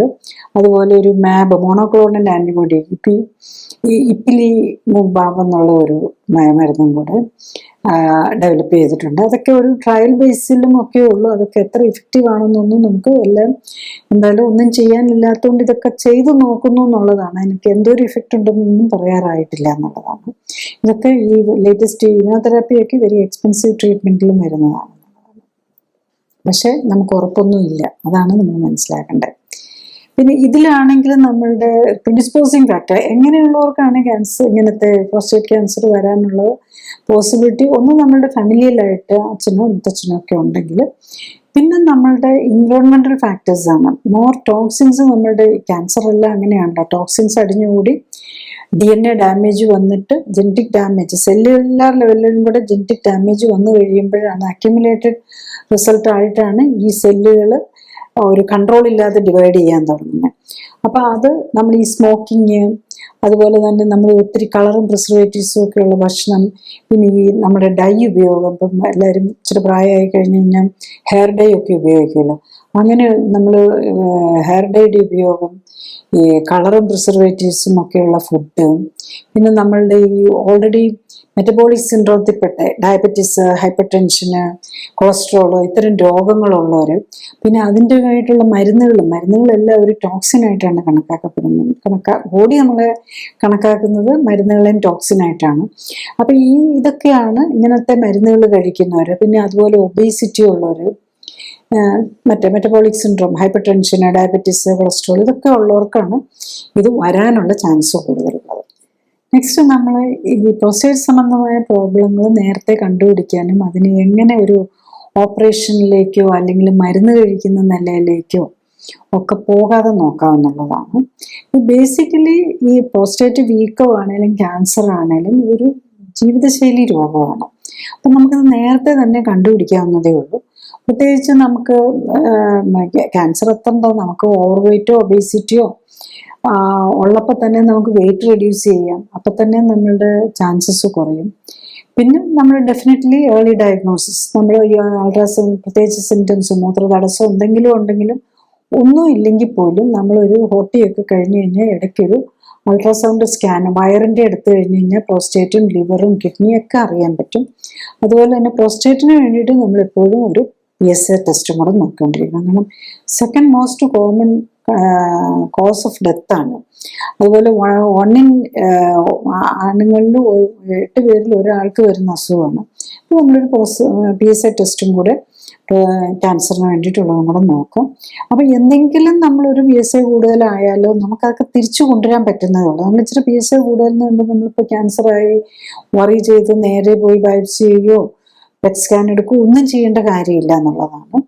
അപ്പം അത് നമ്മൾ ലൈഫ് സ്റ്റൈൽ കറക്റ്റ് ചെയ്യുക. മറ്റു രോഗങ്ങൾ എന്തെങ്കിലും ഉണ്ടെങ്കിൽ, ഡയബറ്റീസ് ഉള്ളവർക്ക് ക്യാൻസർ വരാനുള്ള സാധ്യതയും ക്യാൻസർ വന്നാൽ പെട്ടെന്ന് പ്രോഗ്രസ് ചെയ്യാനുള്ള സാധ്യതയും കൂടില്ല. അപ്പോൾ ഡയബറ്റീസ്, ടൈപ്പ് 2 ഡയബറ്റീസോ ഹൈപ്പർ ടെൻഷനോ ഒക്കെ ആണെങ്കിൽ നമുക്കത് 100% റിവേഴ്സിബിളാണ്. അപ്പോൾ പ്രോസ്റ്റേറ്റിൻ്റെ റിവേഴ്സ് ചെയ്യുന്നതിന് മുമ്പ് അതിന് മുമ്പുണ്ടായ ഈ disposing factors, obesity, diabetes, type 2 diabetes, hyper tension, cholesterol, ഇതൊക്കെ റിവേഴ്സിബിളാണ് 100%. ഇതിനെ റിവേഴ്സ് ചെയ്ത് കഴിഞ്ഞ് കഴിഞ്ഞാൽ നാച്ചുറലി മറ്റേത് നമ്മുടെ കറക്റ്റ് ആയിക്കോളും എന്നുള്ളതാണ്. അപ്പം നമ്മൾ ഈ ഏർലി ഡയഗ്നോസിസ് കൊണ്ട് നമ്മൾ ഏർലി ആയിട്ട് ഓവർ ട്രീറ്റ്മെൻറ്റ് ചെയ്യുക എന്നുള്ളതല്ല. ട്രീറ്റ്മെൻറ്റിന് എന്തായാലും ഓപ്പറേഷൻ ആണെങ്കിലും കീമോതെറാപ്പി ആണെങ്കിലും റേഡിയേഷൻ ആണെങ്കിലും ക്യാൻസർ ട്രീറ്റ്മെൻറ്റ് എല്ലാത്തിനും സൈഡ് എഫക്ട്സ് ഉണ്ടാവും. ഈവൻ ബിനൈൻ പ്രോസ്റ്റേറ്റിക് ഹൈപ്പർപ്ലേസിക്ക് പോലും നമ്മൾ യൂഷ്വലി അതിനങ്ങനെ പെട്ടെന്ന് സർജറി ചെയ്യാറില്ല. യൂഷ്വലി ടാബ്ലറ്റ് മെഡിസിൻസ് കൊടുക്കുവാണ്. ഈവൻ മെഡിസിൻ കൊടുത്തുകൊണ്ടിരിക്കുന്നവർക്കും ജീവിതശൈലി കറക്റ്റ് ചെയ്ത് കഴിഞ്ഞ് കഴിഞ്ഞാൽ മരുന്നില്ലാതെ തന്നെ യൂറിൻ പാസ് ചെയ്യാൻ പറ്റാതെ വരുമ്പോൾ, തടസ്സം വരുമ്പോഴാണല്ലോ നമ്മൾ എടുക്കുന്നത്. തടസ്സമില്ലാതെ നമ്മളത് കുറച്ചുകൊണ്ട് വരാൻ പറ്റുമെന്നുള്ളത്. അതായത് ഒരു ഹോർമോണൽ ഇംബാലൻസ് കൊണ്ടാണ് ഈ പ്രോസ്റ്റേറ്റ് ഹൈപ്പർപ്ലേസിയയും പ്രോസ്റ്റേറ്റ് ക്യാൻസറും ഒക്കെ വരുന്നത്. ആ ഹോർമോണൽ ഇംബാലൻസ് കറക്റ്റ് ചെയ്യാൻ വേണ്ടിയിട്ട് നമ്മുടെ ബോഡിയെ കറക്റ്റ് ചെയ്യുക, അതാണ് നമ്മൾ ചെയ്യേണ്ടത്. അതിന് വേണ്ടിയിട്ട് നമ്മൾ എക്സസൈസ് ചെയ്യുക, കറക്റ്റായിട്ടുള്ള ഡയറ്റ് എടുക്കുക, വേണ്ട ന്യൂട്രീഷൻ കൊടുക്കുക, ഹോർമോൺ ബാലൻസ് എല്ലാം കറക്റ്റ് ചെയ്യുക. ഇപ്പോൾ ടെസ്റ്റോസ്റ്ററോൺ കൂടുതലുണ്ടെങ്കിൽ നമ്മൾ ലൈഫ് സ്റ്റൈൽ കറക്റ്റ് ചെയ്യാൻ ഈവൻ ടെസ്റ്റോസ്റ്ററോണോ DHT പോലുള്ള ഹോർമോൺ അതൊക്കെയാണ് നമ്മൾ ഇതിനകത്ത് ഫോളോ അപ്പ്. നമ്മളൊരു ക്യാൻസറോ ബിനൈൻ പ്രോസ്റ്റേറ്റ് ഹൈപ്പർപ്ലേസിയ കണ്ടു കഴിഞ്ഞ് കഴിഞ്ഞാൽ നമ്മൾ നെക്സ്റ്റ് ലെവലിൽ ചെയ്യേണ്ട ടെസ്റ്റുകൾ അതാണ്. PSAയും ഇതും കഴിഞ്ഞ് കഴിഞ്ഞാൽ ടെസ്റ്റോസ്റ്ററോൺ ലെവലും DHT ലെവലും, അതായത് dihydro testosterone, more active form of testosterone ആണ്, അതുമാണ് നമ്മൾ നോക്കേണ്ടത്. എന്നിട്ട് അതും കറക്റ്റ് ആവുന്നുണ്ട്, അതും കുറഞ്ഞു വരുന്നുണ്ടെന്ന് ഉറപ്പാക്കുകയാണ് ചെയ്യേണ്ടത്. ഇതൊക്കെ നമുക്ക് സെൽഫായിട്ട്, പ്രത്യേകിച്ച് ഡയബറ്റീസും ഹൈപ്പർ ടെൻഷനും പ്രോസ്റ്റേറ്റും അങ്ങനെ മൾട്ടിപ്പിൾ രോഗമുള്ളവർക്ക് ഇതെല്ലാം കൂടെ നമുക്ക് സെൽഫായിട്ട് ചെയ്യാൻ പറ്റുന്നിരിക്കുകയില്ല. അങ്ങനെയുള്ളവർക്കാണ് clinically supported life style correction വേണ്ടി വരുന്നത്. ഇപ്പോൾ clinically supported life style correction എന്ന് പറയുമ്പോൾ നമ്മളൊരു കാര്യം ഓർക്കണം, അതിൽ നമ്മളൊരു എഫേർട്ട് എടുക്കാനുള്ള കാര്യം സിമ്പിളാണ്, പക്ഷെ ഇഫക്റ്റീവാണ്, സിമ്പിളാണ്. പക്ഷെ അതിന് വേണ്ടിയിട്ട് നമ്മളൊരു എഫേർട്ട് എടുക്കാനും അതിൻ്റെ ഒരു ടൈമും എനർജിയും റിസോഴ്സസും ഒക്കെ അതിന് വേണ്ടിയിട്ടും കൂടി എഫേർട്ട് എടുക്കാനുള്ളൊരു വില്ലിങ്നെസ് ഉണ്ടാകും. യൂഷ്വലി നമുക്ക് വിതിൻ 1 or 2 months തന്നെ അറിയാൻ പറ്റും ഈ പ്രോസ്റ്റേറ്റ് PSA കുറയുന്നതും. യൂഷ്വലി ഒരു വിതിൻ 1 or 2 months മിക്കവാറും പേർക്ക് ഈ ലോങ് ടൈം ഈ ബീറ്റ ബ്ലോക്കറും ആൽഫ റിഡക്റ്റേഴ്സ്, രണ്ട് ഗ്രൂപ്പിൽപ്പെട്ട മരുന്നുകളാണ് എടുക്കുന്നത്. ഈ മരുന്ന് എടുക്കുന്നവർക്കും ഒക്കെ കുറച്ചുകൊണ്ട് വന്ന് നിർത്താൻ പറ്റും എന്നുള്ളതാണ് യൂഷ്വലി കാണുന്നത്. അതുപോലെ തന്നെ ഒപ്പം തന്നെ അവർക്ക് ഡയബറ്റീസോ ഹൈപ്പർ ടെൻഷനോ യൂറിക് ആസിഡോ കൊളസ്ട്രോളോ ഒക്കെ ഉണ്ടെങ്കിൽ അതിൻ്റെയും മരുന്നുകൾ കുറച്ചുകൊണ്ട് വന്ന് നിർത്താൻ പറ്റും. അപ്പോൾ നമ്മൾ പ്രോസ്റ്റേറ്റിന് വേണ്ടിയിട്ട് ഒരു ട്രീറ്റ്മെൻറ്റ് എടുക്കുമ്പോൾ ഗുണം എന്താണെന്ന് ചോദിച്ചാൽ മറ്റ് ലൈഫ് സ്റ്റൈൽ ഡിസീസും അതിനൊപ്പം തന്നെ പോകും. അതാണ് ഈ clinically supported life style correction കൊണ്ടുള്ള ബെനിഫിറ്റ് വരുന്നത്. പ്രോസ്റ്റേറ്റ് സംബന്ധമായി പ്രധാനം മനസ്സിലാക്കേണ്ട കാര്യങ്ങൾ: ഒന്ന്, പുരുഷന്മാർക്ക് മാത്രമുള്ള അവയവമാണ് പ്രോസ്റ്റേറ്റ്. മൂത്രവിസർജനത്തിലും ശുക്ലവിസർജനത്തിലും പ്രത്യുൽപാദനത്തിലും പ്രധാന പങ്കുവഹിക്കുന്ന അവയവമാണിത്. മൂത്രനാളിയെ രണ്ട് രീതിയിൽ പ്രവർത്തിപ്പിക്കാൻ കഴിയുന്ന 2-way സ്വിച്ച് പോലെ ആക്കി മാറ്റുകയാണ് പ്രോസ്റ്റേറ്റ്. രണ്ട്, പ്രോസ്റ്റേറ്റിലൂടെയാണ് മൂത്രനാളിയുടെ ആദ്യ ഭാഗം കടന്നു പോകുന്നത്. പ്രോസ്റ്റേറ്റ് ഗ്രന്ഥിക്കുണ്ടാകുന്ന നീർക്കെട്ടും മുഴയും ക്യാൻസറും ഒക്കെ മൂത്രവിസർജനത്തെയും ശുക്ലവിസർജനത്തെയും തടസ്സപ്പെടുത്താം. ഒപ്പം തന്നെ ലൈംഗിക പ്രശ്നങ്ങൾക്കും വന്ധ്യതയ്ക്കും കാരണമാകാം. മൂന്ന്, പ്രോസ്റ്റേറ്റ് സംബന്ധമായ രോഗങ്ങൾക്കായി വേണ്ടിവരുന്ന ഓപ്പറേഷനുകൾ, radiation, anti male hormone therapy, castration അതായത് വൃഷ്ണം എടുത്തു മാറ്റൽ, കീമോതെറാപ്പി, റേഡിയേഷൻ തുടങ്ങിയവയെല്ലാം മൂത്രവിസർജനത്തെയും ഇജാക്കുലേഷൻ അഥവാ ശുക്ലവിസർജനത്തെയും ലൈംഗികതയെയും ഒക്കെ പ്രതികൂലമായി ബാധിക്കാം. 4, മൂത്ര തടസ്സമോ സെക്ഷൽ ഡിസോർഡറോ അനുഭവപ്പെട്ടാൽ അൾട്രാസൗണ്ട് സ്കാനിലൂടെ പ്രോസ്റ്റേറ്റ് വീക്കം കണ്ടെത്താനും PSA, ഇൻഫ്ലമേറ്ററി മാർക്കേഴ്സ് തുടങ്ങിയ രക്തപരിശോധനകളിലൂടെ ക്യാൻസർ സാധ്യത കണ്ടെത്താനും ശ്രമിക്കുക. 5, BPH-ഉം പ്രോസ്റ്റേറ്റ് ക്യാൻസറും ഒക്കെ ജീവിതശൈലി രോഗങ്ങളുടെ വിഭാഗത്തിലാണ് പെടുന്നത്. പരിശോധനകളിലൂടെ തുടക്കത്തിലെ കണ്ടെത്താൻ കഴിഞ്ഞാൽ ഓപ്പറേഷനും മരുന്നുകളും ഇല്ലാതെ ജീവിതശൈലി ക്രമീകരണത്തിലൂടെ ആരോഗ്യം വീണ്ടെടുക്കാനാവുന്നതേ ഉള്ളൂ. 6, വളരെ പതുക്കെ മാത്രം പ്രോഗ്രസ് ചെയ്യുന്ന ക്യാൻസറാണ് പ്രോസ്റ്റേറ്റ് ക്യാൻസർ. അതിനാൽ ഓപ്പറേഷൻ, റേഡിയേഷൻ തുടങ്ങി പാർശ്വഫലങ്ങൾ കൂടുതലുള്ള ചികിത്സ തിരക്കിട്ട് ചെയ്യേണ്ടതില്ല. ജീവിതശൈലി ക്രമീകരണവും ടെസ്റ്റുകൾ നോക്കി രോഗം കൂടുന്നില്ല അല്ലെങ്കിൽ കുറയുന്നു എന്ന് ഉറപ്പുവരുത്തുകയുമാണ് വേണ്ടത്. 7, മനുഷ്യ ശരീരം എന്നത് ഒരു കെമിക്കൽ ഫാക്ടറിയാണ്. അതിൻ്റെ പ്രവർത്തനത്തിന് ആവശ്യമായ അസംസ്കൃത വസ്തുക്കളെയാണ് പോഷകങ്ങൾ എന്ന് പറയുന്നത്. ഈ അസംസ്കൃത വസ്തുക്കളുടെ പോഷകങ്ങളുടെ ഏറ്റക്കുറച്ചിലും ശരീരത്തിലിടുന്ന വിഷാംശവും മൂലമുണ്ടാകുന്ന ഹോർമോൺ തകരാറുകളും ഇമ്മ്യൂണിറ്റിയിലെ പിഴവുകളും പ്രോസ്റ്റേറ്റ് കോശങ്ങളിലെ ജനിതകഘടനയിൽ ഉണ്ടാക്കുന്ന പിഴവുകളുമാണ് പ്രോസ്റ്റേറ്റ് വീക്കത്തിനും ക്യാൻസറിനും വന്ധ്യതയ്ക്കും ഒക്കെ കാരണം. 8, ഭക്ഷണത്തിലൂടെ പോഷകങ്ങൾ കൃത്യമായ അളവിലും അനുപാതത്തിലും ശരീരത്തിൽ എത്തുന്നു എന്നുറപ്പാക്കുന്നതിനൊപ്പം വ്യായാമത്തിലൂടെ രക്തയോട്ടം വർദ്ധിപ്പിച്ച് പോഷകങ്ങൾ ശരീരത്തിലെ മറ്റു കോശങ്ങൾക്കൊപ്പം പ്രോസ്റ്റേറ്റ് കോശങ്ങളിലും എത്തിക്കാനും ഹോർമോണുകളുടെ ബാലൻസ് ഉത്തമമാക്കാനും ശരീരത്തിൽ അടങ്ങിയിരിക്കുന്ന വിഷാംശം മാറ്റാനുമായാൽ പ്രോസ്റ്റേറ്റ് രോഗങ്ങളെ ഒരു പരിധിവരെ തടയാനാകും. ഒരിക്കൽ വന്നാൽ മോചനം നേടാനുമാകും. ചുരുക്കി പറഞ്ഞാൽ പ്രോസ്റ്റേറ്റ് ഗ്രന്ഥിയിലെ വീക്കവും ക്യാൻസറും കൂടി വരികയാണ്. ഒപ്പം തന്നെ പ്രോസ്റ്റേറ്റ് രോഗത്തിനായി ഓപ്പറേഷനും റേഡിയേഷനും കീമോതെറാപ്പിയും ഒക്കെ വേണ്ടി വരുന്നവരുടെ എണ്ണവും കൂടി വരുന്നു. ഓപ്പറേഷന് മുമ്പ് രോഗത്തിന്റെ അടിസ്ഥാന കാരണം എന്ത്, ഓപ്പറേഷൻ എന്താണ് ലക്ഷ്യമിടുന്നത്, ഓപ്പറേഷൻ സമയത്തും അതിനുശേഷവും ഉണ്ടാകുന്ന അപകട സാധ്യതകളും പാർശ്വഫലങ്ങളും എന്തൊക്കെ തുടങ്ങിയ കാര്യങ്ങൾ രോഗികളും ബന്ധുക്കളും മനസ്സിലാക്കാൻ ശ്രമിക്കണം. ഒപ്പം തന്നെ ചികിത്സയിലൂടെ ലഭിക്കുന്ന പ്രയോജനം, ഓപ്പറേഷൻ ചികിത്സ കൊണ്ട് രോഗം മാറുമോ, ഇനിയും രോഗം ഉണ്ടാകാൻ സാധ്യതയുണ്ടോ തുടങ്ങിയ കാര്യങ്ങളും അറിയാൻ ശ്രമിക്കുക. ഇൻഷുറൻസ് പരിരക്ഷയുള്ളവരാണ് കൂടുതലും. ഓപ്പറേഷനും റേഡിയേഷനും കീമോയ്ക്കും ആയി പണം ചെലവാക്കേണ്ടി വരുന്നില്ല. അതിനാൽ ഇത്തരം ചികിത്സകളെ വളരെ ലാഘവത്തോടെ കാണുന്ന രീതി കൂടി വരികയാണ്. അനസ്തീസിയ സംബന്ധമായും ഓപ്പറേഷൻ സമയത്തും അതിനുശേഷവും ഉണ്ടാകാവുന്ന അപകട സാധ്യതകൾ വളരെ ചെറുതാണെങ്കിലും മരണത്തിന് പോലും ഉള്ള സാധ്യത ഉണ്ടാക്കും എന്ന് യാഥാർത്ഥ്യം മനസ്സിലാക്കണം. ചികിത്സ തുടങ്ങുന്നതിന് മുൻപായി നൽകുന്ന ഒട്ടുമിക്ക സമ്മതപത്രത്തിലും മരണം വരെ സംഭവിക്കാൻ സാധ്യതയുണ്ട് എന്ന് എഴുതിയിട്ടുണ്ടാകും. രോഗിയും ബന്ധുക്കളും ഓപ്പറേഷന് മുമ്പായി നൽകേണ്ട സമ്മതപത്രം ഓപ്പറേഷൻ ദിവസമല്ല വായിക്കേണ്ടത്, മറിച്ച് ചികിത്സയ്ക്ക് വിധേയമാകാൻ തീരുമാനിക്കുന്നതിനും തീയതി ഫിക്സ് ചെയ്യുന്നതിനും മുമ്പ് ഒപ്പുവെക്കേണ്ട സമ്മതപത്രം വായിച്ചു നോക്കി മനസ്സിലാക്കണം.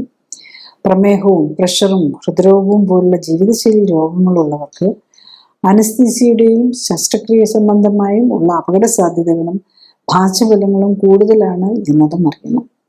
രോഗങ്ങൾ തുടക്കത്തിലേ കണ്ടെത്തുകയും അമിതവണ്ണം ഉണ്ടെങ്കിൽ കുറയ്ക്കാൻ ശ്രമിക്കുകയും ഹോർമോണുകളുടെയും മെറ്റബോളിസത്തിലെയും ഇമ്മ്യൂണിറ്റിയിലെയും അപാകതകൾ കണ്ടെത്തി പരിഹരിക്കാൻ ശ്രമിക്കുകയുമാണ് വേണ്ടത്. ഞാൻ ഈ പറഞ്ഞ കാര്യങ്ങൾ ശ്രദ്ധിച്ച് കേൾക്കാനും മനസ്സിലാക്കാനും കഴിഞ്ഞാൽ ഇത്തരം ജീവിതശൈലി രോഗങ്ങളുടെ കാരണം മനസ്സിലാക്കി അവരെ പ്രതിരോധിക്കാനും ഒരിക്കൽ വന്ന നേരത്തെ കണ്ടെത്താനും ജീവിതശൈലിയിൽ വേണ്ട മാറ്റങ്ങൾ വരുത്തി അതിൽ നിന്നും മോചനം നേടാൻ സഹായകമാകും. മരുന്നോ ഓപ്പറേഷനോ കൊണ്ട് ഇത്തരം ജീവിതശൈലി രോഗങ്ങൾ മാറ്റാനാകില്ല. കാരണം മരുന്നിൻ്റെയോ ഓപ്പറേഷൻ്റെയോ കുറവുകൊണ്ടല്ല ഇത്തരം രോഗങ്ങൾ ഉണ്ടാകുന്നത്, മറിച്ച് ജീവിതശൈലിയിലെ അപാകതകൾ കൊണ്ടാണ്. അതിനാൽ ജീവിതശൈലി ക്രമീകരിക്കുന്നതിലൂടെ മാത്രമേ ഇത്തരം ജീവിതശൈലി രോഗങ്ങളെ പ്രതിരോധിക്കാനും ഒരിക്കൽ വന്നാൽ അതിൽ നിന്ന് മോചനം നേടാനും സാധിക്കൂ. അടുത്തത്, ആരോഗ്യകാര്യങ്ങളെക്കുറിച്ച് സംസാരിക്കുന്ന വ്യക്തിയുടെ ശാസ്ത്രീയ എടുത്ത് വിലയിരുത്തേണ്ടതുണ്ട് എന്നതാണ്.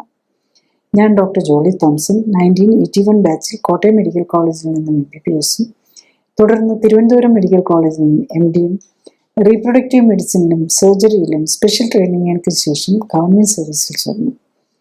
97 റിസൈൻ ചെയ്ത ശേഷം എറണാകുളത്ത് തേവരയിൽ ലൈഫ് കെയർ സെന്ററിൽ മരുന്നുകളും ശസ്ത്രക്രിയകളും ഒഴിവാക്കി ക്ലിനിക്കൽ സപ്പോർട്ടോടെയുള്ള ജീവിതശൈലി ക്രമീകരണത്തിലൂടെ ജീവിതശൈലിയുമായി ബന്ധപ്പെട്ട രോഗങ്ങൾ തടയുന്നതിനും ചികിത്സിച്ചു മാറ്റുന്നതിലും ഊന്നൽ നൽകുന്നു. മോഡേൺ മെഡിസിനിൽ ഉപയോഗിക്കുന്ന മരുന്നുകളും ഓപ്പറേഷനുകളും ഫിസിയോതെറാപ്പിയും ഇമ്മ്യൂണിറ്റിയെ എങ്ങനെ സ്വാധീനിക്കുന്നു എന്നതിനെക്കുറിച്ച് പഠനം കണ്ടെത്തി. ഈ പഠനങ്ങളുടെ വെളിച്ചത്തിൽ ഇമ്മ്യൂണിറ്റി ഉത്തേജിപ്പിക്കാനുള്ള പോഷക മിശ്രിതങ്ങളും ഓക്സിഫ്ലെക്സ് എന്ന പ്രത്യേക വ്യായാമ രീതിയും ഡെവലപ്പ് ചെയ്തു. ഈ പോഷക മിശ്രിതങ്ങളുടെയും ഓക്സിഫ്ലെക്സ് വ്യായാമത്തിൻ്റെയും സഹായത്തോടെ കോശങ്ങളെ ശാക്തീകരിച്ച് രോഗമുക്തിയെ സഹായിക്കാനും ആരോഗ്യം ഉത്തമമാക്കാനും നിലനിർത്താനും സഹായിക്കുന്ന സെൽ ആക്ടിവേഷൻ എന്ന നൂതന ചികിത്സാ രീതിയും ഡെവലപ്പ് ചെയ്തു. അടുത്തതായി, എന്താണ് ക്ലിനിക്കലി സൂപ്പർവൈസ്ഡ് ആൻഡ് സപ്പോർട്ടഡ് ജീവിതശൈലി ക്രമീകരണം എന്നതാണ്. ക്ലിനിക്കലി സൂപ്പർവൈസ്ഡ് ജീവിതശൈലി ക്രമീകരണത്തിൽ ശരീരഘടനയും ശരീരത്തിലെ കൊഴുപ്പിന്റെ അളവും കണ്ടെത്തുകയും ഒപ്പം തന്നെ ഉത്തമ ശരീരഘടന എന്തായിരിക്കണം എന്ന് കണ്ടെത്തുകയുമാണ് ആദ്യഘട്ടം. രണ്ടാമതായി, രക്തപരിശോധനകൾ നടത്തി ഹൃദയം, രക്തക്കുഴലുകൾ, ലിവർ, കിഡ്നി തുടങ്ങിയ അവയവങ്ങളുടെ ആരോഗ്യസ്ഥിതിയും ഇമ്മ്യൂൺ സ്റ്റാറ്റസും ഹോർമോണുകളുടെയും പോഷകങ്ങളുടെയും ലെവലും ശരീരത്തിന് ചേരുന്ന ഭക്ഷ്യവസ്തുക്കൾ ഏതൊക്കെ എന്ന് മനസ്സിലാക്കാൻ ശ്രമിക്കുകയുമാണ്. മൂന്നാമതായി, ഉത്തമ ശരീരഘടനയിൽ എത്താനായി വേണ്ട ജീവിതശൈലി ക്രമീകരണങ്ങളാണ്. രോഗിയുടെ പ്രത്യേകതകൾ അനുസരിച്ച് ഉത്തമ ന്യൂട്രീഷനും വ്യായാമവും നൽകുന്നതിനൊപ്പം ശരീരത്തിലെത്തുന്ന വിഷാംശം കുറയ്ക്കാനുമാണ് ഇതിൽ ശ്രമിക്കുന്നത്. ശരീരകോശങ്ങൾക്ക് പ്രവർത്തിക്കാൻ ഉത്തമമായ സാഹചര്യം ഒരുക്കുന്നതിലൂടെ ജീവനാധാരമായ മെറ്റബോളിക് അഥവാ രാസപ്രവർത്തനങ്ങളുടെ സമതുലിതാവസ്ഥ വീണ്ടെടുക്കുകയും നിലനിർത്തുകയുമാണ് ലക്ഷ്യം. ജീവിതശൈലി ക്രമീകരണത്തിലൂടെ രക്തയോട്ടവും മെറ്റബോളിക് പ്രവർത്തനങ്ങളും ഹോർമോൺ ബാലൻസും ഇമ്മ്യൂണിറ്റിയും ശരീരഘടനയും ഉത്തമമാക്കാനും നിലനിർത്താനും കഴിഞ്ഞാൽ ഒട്ടുമിക്ക ജീവിതശൈലി രോഗങ്ങളെയും പ്രതിരോധിക്കാനാവും. മാത്രമല്ല, വർഷങ്ങളായി മരുന്ന് കഴിക്കുന്നവർക്ക് പോലും രോഗം മൂർച്ഛിച്ച് അവയവങ്ങൾ തീരെ നശിക്കുന്നതിന് മുൻപെങ്കിലും കേടായ ശരീരകോശങ്ങളുടെ പുനർനിർമ്മിതിക്ക് ആവശ്യമായ പോഷകങ്ങൾ നൽകാനും വിഷാംശം ശരീരത്തിലെത്തുന്നത് തടയാനും ശരീരകോശങ്ങളെയെല്ലാം ഉത്തേജിപ്പിക്കാൻ ഉതകുന്ന വ്യായാമത്തിലൂടെ എല്ലാ ശരീരകോശങ്ങൾക്കും വേണ്ട രക്തയോട്ടം ലഭിക്കുന്നു എന്ന് ഉറപ്പാക്കാനും വേണ്ട ജീവിതശൈലി ക്രമീകരണത്തിന് തയ്യാറായാൽ പ്രമേഹവും പ്രഷറും ഹൃദ്രോഗവും അലർജിയും ആസ്മയും ആർത്രൈറ്റിസും ക്യാൻസറും പോലുള്ള ഒട്ടുമിക്ക ജീവിതശൈലി രോഗങ്ങളിൽ നിന്നും അവയ്ക്കായി കഴിക്കുന്ന മരുന്നുകളിൽ നിന്നും വേണ്ടി വരാവുന്ന ഓപ്പറേഷനുകളിൽ നിന്നും ഒക്കെ മോചനം നേടാനും കഴിയുന്നതേ ഉള്ളൂ. നെക്സ്റ്റ്, ക്ലിനിക്കലി സപ്പോർട്ടഡ് ജീവിതശൈലി ക്രമീകരണം കൊണ്ട് പ്രോസ്റ്റേറ്റ് സംബന്ധമായ BPH അല്ലെങ്കിൽ പ്രോസ്റ്റേറ്റ് വീക്കം അല്ലെങ്കിൽ പ്രോസ്റ്റേറ്റ് ക്യാൻസർ പോലെയുള്ളതിന് എന്താണ് ബെനിഫിറ്റ് എന്നുള്ളതാണ്. ബേസിക്കലി നമ്മൾ പലപ്പോഴും ഈ പ്രോസ്റ്റേറ്റിന് വേണ്ടിയിട്ട് മാത്രമാവില്ല പേഷ്യൻസ് വരുന്നത്. മിക്കവാറും പേർക്ക് മറ്റെന്തെങ്കിലും കൂടെ ഒക്കെ ഉണ്ടാകും. മെറ്റബോളിക് സിൻഡ്രോമിൽ ഡയബറ്റീസോ ഹൈപ്പർ ടെൻഷനോ ഒക്കെ ഉണ്ടാകാം, അല്ലെങ്കിൽ ഓട്ടോ ഇമ്മ്യൂൺ ഡിസീസ്, തൈറോയിഡോ ആർത്രൈറ്റിസോ ഒക്കെ ഉള്ളവർക്കും ഇതിനൊപ്പം തന്നെ ആയിരിക്കും ഇത്, അല്ലെ ഹാർട്ട് ഡിസീസ് ബൈപ്പാസ് ചെയ്തവരും അങ്ങനെയൊക്കെ ഉള്ളവരായിരിക്കും പലപ്പോഴും വരുന്നത്. ഇവർ അതിൻ്റെ കൂടെ മിക്കവാറും പ്രോസ്റ്റേറ്റിന് വേണ്ടിയിട്ടുള്ള ഈ ആൽഫ ബ്ലോക്കർ വ്യാപ്തിപ്പെട്ടതും ഹൈ വാൽവ് റിഡക്റ്റേഴ്സ് വിഭാഗത്തിൽപ്പെട്ട മരുന്നും കൂടെ കഴിക്കുന്നുണ്ടാകും. യൂഷ്വലി അത് ഒരു മരുന്ന് രണ്ടും കൂടി കൂട്ടി ഒരു ടാബ്ലറ്റ് ആയിട്ടും ആയിരിക്കും പ്രോസ്റ്റേറ്റിന് വേണ്ടിയിട്ട് കഴിച്ചുകൊണ്ടിരിക്കുന്നത്. അപ്പോൾ വർഷങ്ങളായിട്ട് അതും കഴിക്കുന്നുണ്ടാവും. അങ്ങനത്തെ പേഷ്യൻസ് ആണ് നമ്മൾ കൂടുതലായിട്ട് കാണുന്നത്.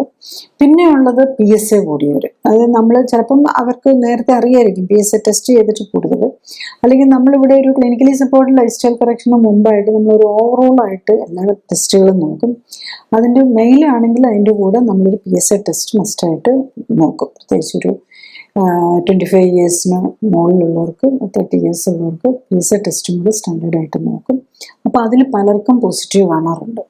പലപ്പോഴും ചിലർക്ക് നമ്മൾ കണ്ടിട്ടുണ്ട് 100-നൊക്കെ മുകളിൽ, 10, 8, 10, 15 അങ്ങനെയൊക്കെ ആയിട്ട് നിന്ന് പതുക്കെ പതുക്കെ കൂടിക്കൊണ്ടിരിക്കുന്നവർ. പിന്നെ ഡയറക്റ്റ്ലി തന്നെ വരുന്ന പേഷ്യൻസ് എന്ന് പറഞ്ഞു കഴിഞ്ഞാൽ അവരിങ്ങനെ ഒബ്സർവ് ചെയ്തുകൊണ്ടിരിക്കുന്നത് കൂടുന്നുണ്ടാവും. അപ്പം നമ്മൾ ഇതിനകത്ത് റിസൾട്ട് എന്താ കാണുന്നതെന്ന് ചോദിച്ചു കഴിഞ്ഞു കഴിഞ്ഞാൽ, ഈ മരുന്ന് കഴിച്ചുകൊണ്ടിരിക്കുന്നവരാണെങ്കിൽ, പ്രത്യേകിച്ച് പ്രോസ്റ്റേറ്റിന് വേണ്ടിയിട്ട് ഓപ്പറേഷൻ ചെയ്യാത്തവരാണെങ്കിൽ, ഓപ്പറേഷൻ ചെയ്തവർക്ക് പലർക്കും ഈ പെട്ടെന്ന് കിട്ടുന്ന എപ്പോഴും യൂറിൻ പോകണം, അല്ലെങ്കിൽ യൂറിൻ ലീക്ക് ഉണ്ടാവും. ആ ഓപ്പറേറ്റ് ചെയ്ത് അല്ലെ ഏത് രീതിയിലുള്ള ഓപ്പറേഷൻ ആണ്, ചിലരുണ്ട് ആർട്ടറി എംബോളൈസേഷൻ ഒക്കെ ചെയ്തിട്ട് വരുന്നവർ, അവർക്കൊക്കെ മിക്കവാറും തുടങ്ങുമ്പോൾ ഒരു ഫ്രീക്വൻസിയും പോകാനുള്ള സ്ലോനെസ് ഒക്കെ ഉണ്ടാവുള്ളൂ. പലപ്പോഴും ഓപ്പറേഷൻ കഴിഞ്ഞ് കഴിയുമ്പോഴേക്കും പലരുടെയും ഇൻകോണ്ടിനൻസ് പോലെ, അതായത് അറിയാതെ പോവുക, ഫ്രീക്വന്റ് പോവുക, ഇങ്ങനത്തെ സിംറ്റംസ് കൂടുന്നതായിട്ടും ഒത്തിരി പേരുടെയും കാണാറുണ്ട്.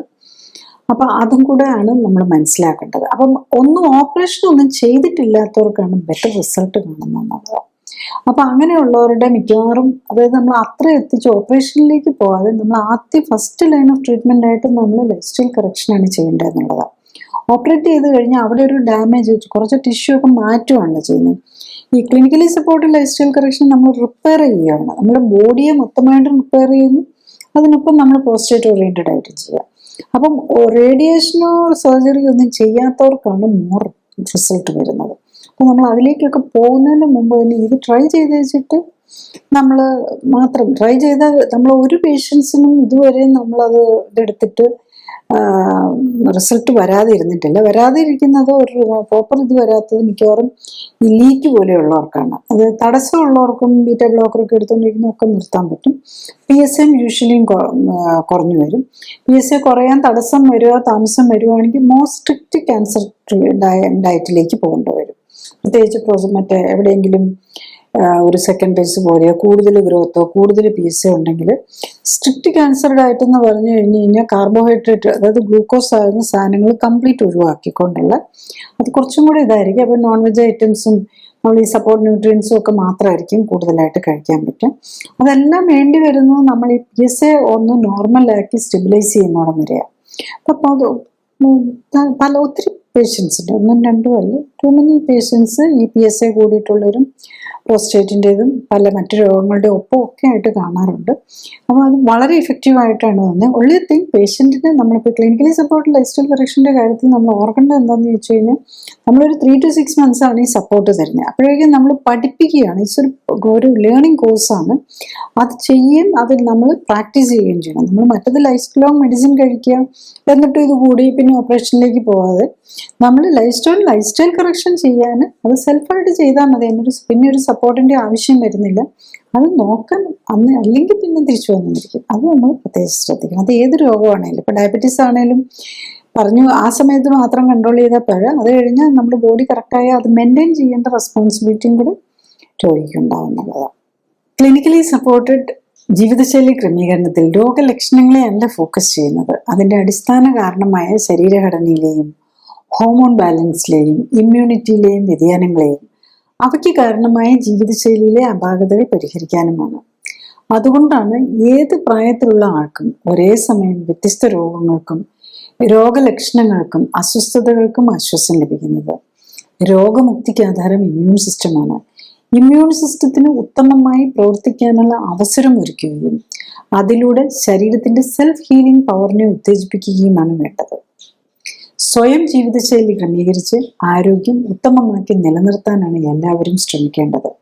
അതിന് കഴിയാതെ വരികയോ ഹൃദ്രോഗവും ക്യാൻസറും പോലുള്ള മാരക രോഗങ്ങൾ സംശയിക്കപ്പെടുമ്പോഴും ഒന്നിൽ കൂടുതൽ രോഗങ്ങളുള്ളവർക്കും മരുന്നുകൾ ദീർഘകാലം ഉപയോഗിക്കേണ്ടി വരുന്നവർക്കും മരുന്നുകൾ കൊണ്ടും അസ്വസ്ഥതകൾ മാറ്റാൻ കഴിയാതെ വരുമ്പോഴും ഓപ്പറേഷൻ ആവശ്യമായി വരുന്നവർക്കുമാണ് ക്ലിനിക്കൽ സപ്പോർട്ടോടെയും സൂപ്പർവിഷനോടെയും ഉള്ള ജീവിതശൈലി ക്രമീകരണം ആവശ്യമായി വരുന്നത്. ജീവിതശൈലി ക്രമീകരണത്തിന്റെ ശാസ്ത്രീയ വശങ്ങളെക്കുറിച്ചും ക്ലിനിക്കൽ സപ്പോർട്ടോടെയുള്ള ജീവിതശൈലി ക്രമീകരണത്തെക്കുറിച്ചും വെബ്സൈറ്റിൽ നിന്നും യൂട്യൂബിൽ നിന്നും കൂടുതൽ അറിയാനാകും. ഡോക്ടറേക്കാൾ അറിവ് നേടാം എന്ന യൂട്യൂബ് സീരീസിലെ വീഡിയോകളും നൂതന സമീപനം എന്ന സീരീസിലെ ആദ്യ വീഡിയോയും നിങ്ങളുടെ രോഗത്തെക്കുറിച്ചുള്ള വീഡിയോകളും ചികിത്സ എങ്ങനെയാവണം എന്ന സീരീസിലെ വീഡിയോയും കാണാൻ പ്രത്യേകം ശ്രദ്ധിക്കുക. ഫേസ്ബുക്കിലും യൂട്യൂബിലും എല്ലാ ശനിയാഴ്ചയും 2:30 ലൈവ് എപ്പിസോഡുകളും നിങ്ങളുടെ രോഗവുമായി ബന്ധപ്പെട്ട കഴിഞ്ഞുപോയ എപ്പിസോഡുകളും കാണുന്നത് നല്ലതാണ്. Thank you.